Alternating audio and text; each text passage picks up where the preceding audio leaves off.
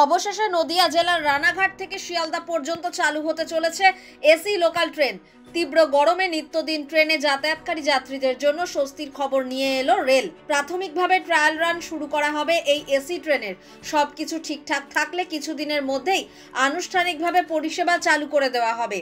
Rail কর্তৃপক্ষ জানিয়েছে আপাতত 12 কোচের এসি রেক চলে এসেছে শিয়ালদায়। এই ট্রেনের গঠন মেট্রোর মতোই, অর্থাৎ ট্রেন প্ল্যাটফর্মে এলে দরজা খুলবে এবং ছাড়ার আগে আবার তা বন্ধ হয়ে যাবে। ট্রেনের প্রতিটি দরজার নিয়ন্ত্রণ থাকবে ড্রাইভার ও গার্ডের হাতে, যাতে যাত্রী নিরাপত্তায় কোনো খামতি না থাকে। তবে ঠিক কোন কোন স্টেশনে এই এসি লোকাল থামবে তা এখনো চূড়ান্ত নয়। রানাঘাট থেকে শিয়ালদা পর্যন্ত রোজ যাতায়াত করা যাত্রীরা এই পরিষেবার অপেক্ষায় ছিলেন বহুদিন। তাদের মতে প্রচণ্ড গরমে ভিড় ট্রেনে যাতায়াত কার্যত দুর্বিষহ হয়ে উঠেছিল। এই এসি লোকাল চালু হলে অনেকটাই স্বস্তি মিলবে। রেল আগেই জানিয়েছিল শিয়ালদা ডিভিশনে পর্যায়ক্রমে চালু করা হবে আধুনিক এসি লোকাল পরিষেবা। সেই পরিকল্পনারই প্রথম ধাপ রানাঘাট শিয়ালদা রুটে ট্রায়াল রান।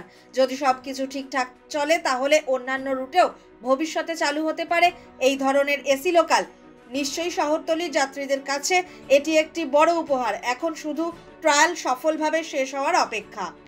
10 কিলোমিটার পর্যন্ত যাওয়ার জন্য এসিইএমইউ ট্রেনের ভাড়া হবে মাত্র 29 টাকা এবং 11 কিলোমিটার থেকে 15 কিলোমিটার দূরত্বের জন্য 37 টাকা। মাসিক সিজন টিকিটের অর্থাৎ মান্থলি চার্জ যথাক্রমে 590 টাকা এবং 780 টাকা হবে।